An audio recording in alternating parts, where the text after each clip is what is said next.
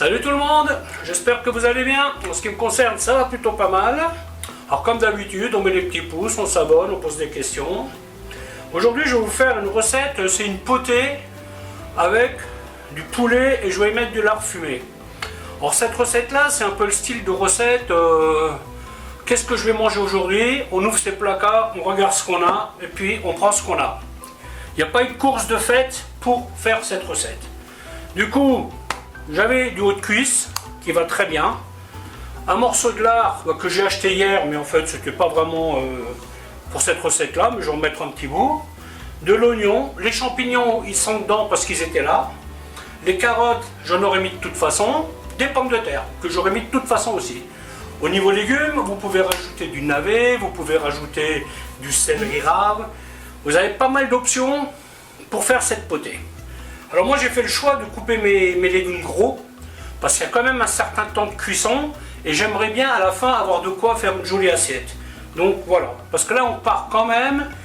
Alors le truc c'est que les lentilles vont mettre plus de temps, enfin les pois cassés pardon, vont mettre plus de temps à cuire que le poulet, que tout le reste.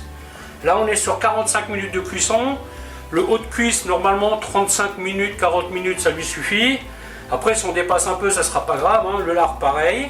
Les carottes et tout ça, donc je pense que ça va le faire. Hein. Au pire, si vous voyez que les pommes de terre sont cuites, vous les retirez. Donc l'idéal est de savoir combien on en a mis. Hein, si vous faites pour beaucoup, ça vous permettra d'être sûr de ne pas en oublier. Donc au niveau aromate, j'y mets des herbes de Provence, du clou de girofle, du laurier, du poivre, un petit peu de vin blanc, bien entendu de l'ail. Je vais faire ça avec de l'huile d'olive. Au niveau de la tomate, j'étais parti pour utiliser une pulpe de tomate comme celle-ci. C'est des tomates que j'utilise assez régulièrement pour faire des trucs vite fait. Hein. Et après, je me suis rappelé que j'avais encore un coulis de tomates dans mon congélateur. Je vais donc plutôt prendre ça. Mais sachez que ça va très bien faire l'affaire. Limite, je ne mettrai même pas de tomates fraîches là-dedans. Le résultat ne sera pas le même. Je préfère celle-ci. Pas forcément cette marque. Parce que bon, quand j'ai acheté celle-ci, il n'y avait pas celle que j'aimais. Maintenant, il y a celle que j'aime, mais je vais quand même prendre celle-ci. Et puis voilà, donc je pense que je vous ai tout dit.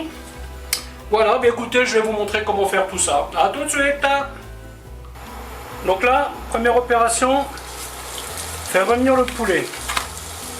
Donc là, je vais laisser, je le laisse tel quel. Et je le parerai après cuisson. Voilà, je ne vais pas faire de découpage maintenant.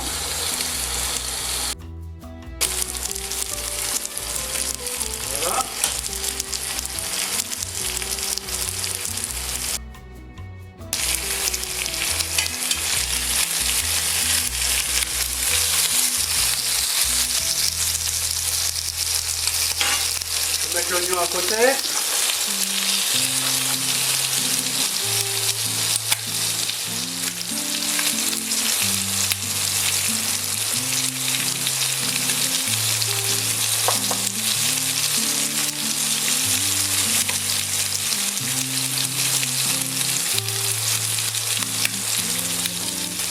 Je voulais faire ça avec des haricots coco, donc je pensais qu'il m'en restait, mais en fait il ne m'en reste plus.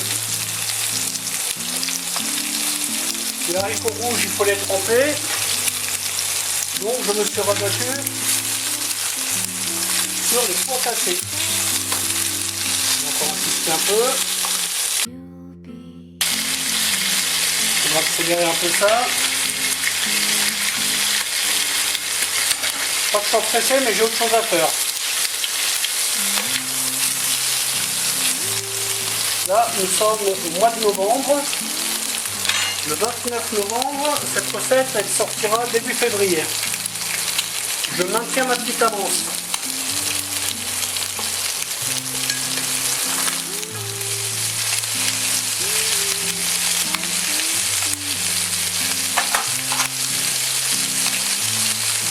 Attention au sel, n'oubliez pas que le bouillon de volaille est déjà salé. Méfiez-vous. Faites attention à toujours prendre une casserole suffisamment grande parce que ces pois cassés, ils augmentent de 2 ou 3 fois. Hein, donc il faut vraiment mettre un grand volume de liquide. Normalement, vous mettez 3 fois le volume de liquide. Moi, je vais mettre un petit peu moins parce que bon, je vais rajouter du vin, je vais rajouter mon coulis. et je surveille la cuisson. Vous voyez, je ferai la pointe en cours de route.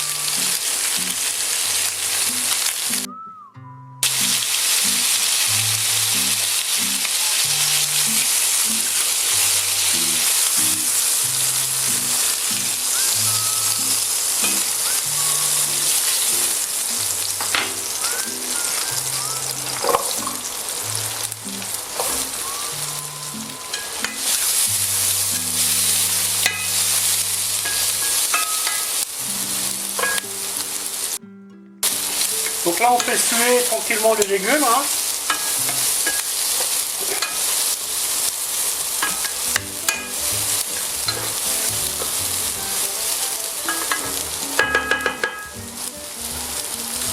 Pour gagner du temps, je vais même cuire ça au four.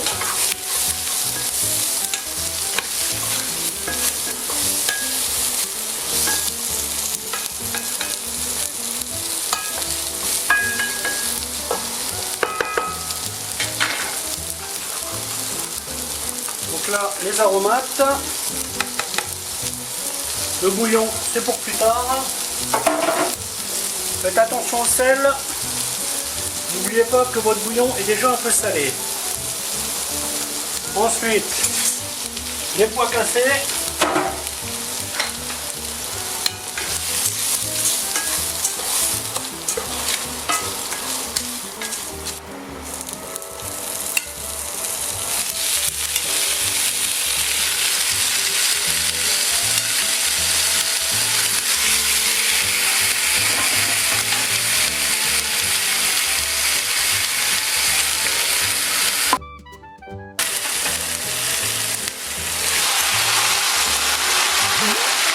Vin blanc,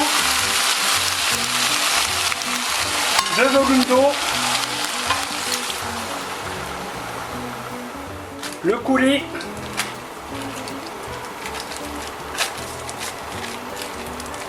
donc moi je mets le coulis à ce moment-là vu qu'il est déjà prêt. Hein. Si vous utilisez la tomate, vous la mettez quand vos légumes sont sués et vous la faites réduire un peu. Donc là, je peux mettre le bouillon. Là, je peux mettre mon ail.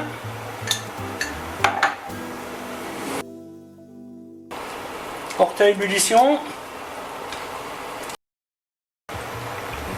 Ajouter les pommes de terre.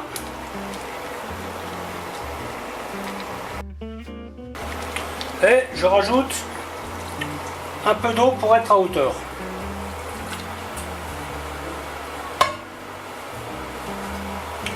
Donc là, on va porter ça à ébullition.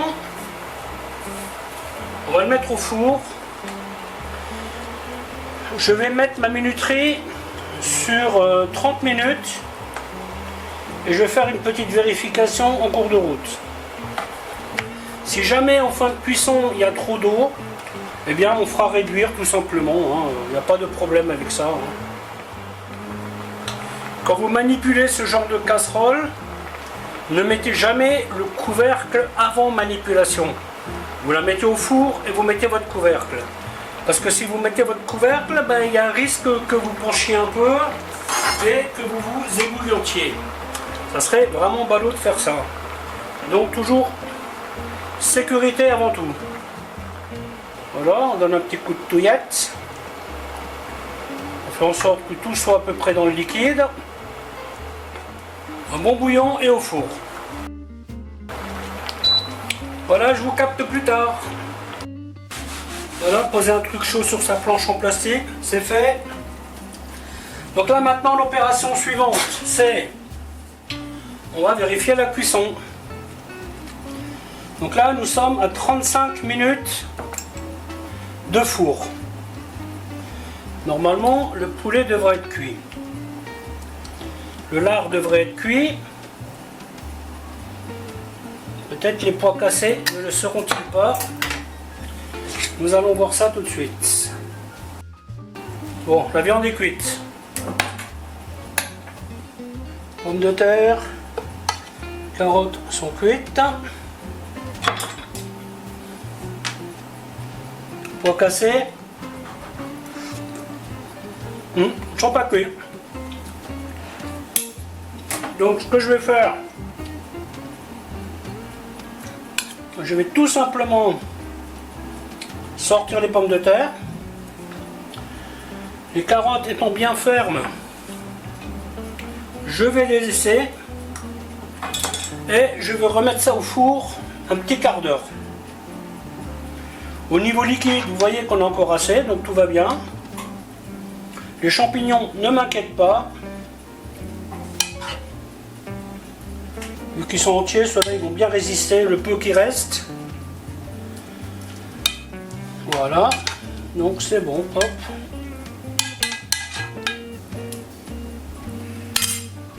Voilà, ben écoutez, la vidéo va s'arrêter là, en espérant qu'elle vous aura plu. Et je vous dis à bientôt pour une autre recette. Bye bye.